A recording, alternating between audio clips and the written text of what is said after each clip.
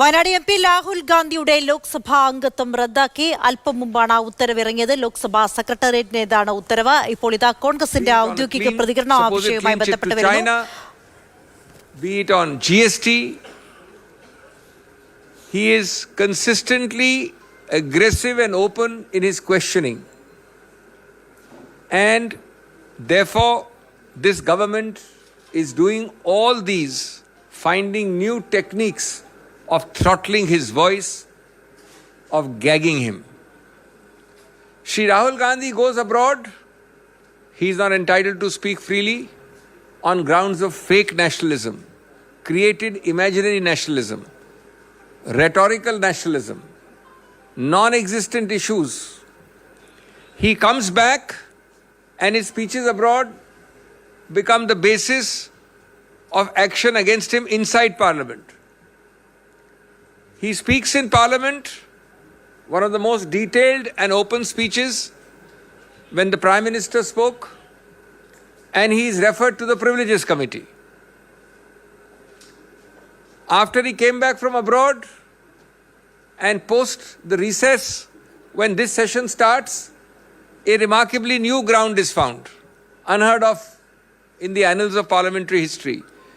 The ruling party resorts to disruption every day, saying a precondition for someone to speak in Parliament or attend Parliament is that he must first apologize.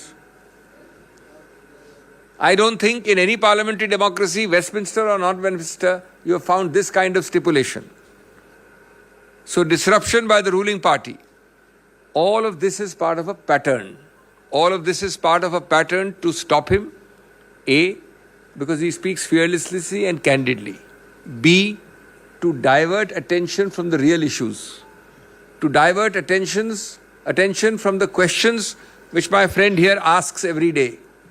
To divert attention from the burning issues before the nation today.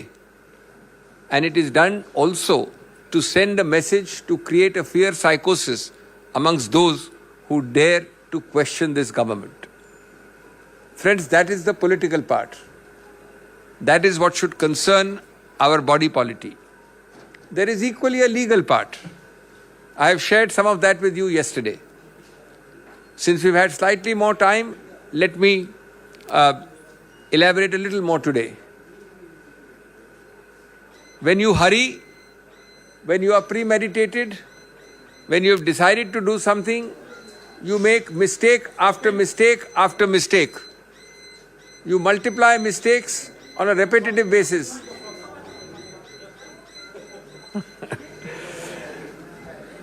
Take for example, the alacrity with which you are moving. Within 24 hours, you are moving with amazing alacrity. I need to remind you that a few months ago, in a case of another political leader from Uttar Pradesh, belonging to the leading party in that state,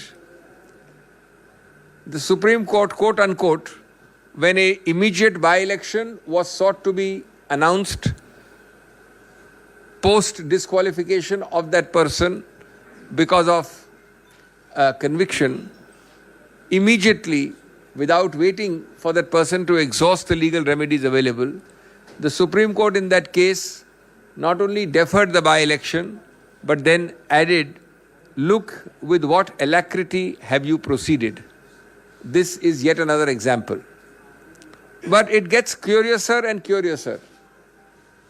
As I told you yesterday, there is a provision created in law specifically called 202, which says if allegedly I commit a defamatory offence in place X, in this case Kolar, Karnataka, and if somebody chooses to sue me in Gujarat or Bihar, as in this case Surat, then the magistrate before whom a complaint is filed is mandatorily, I repeat, mandatorily obliged to conduct a preliminary inquiry.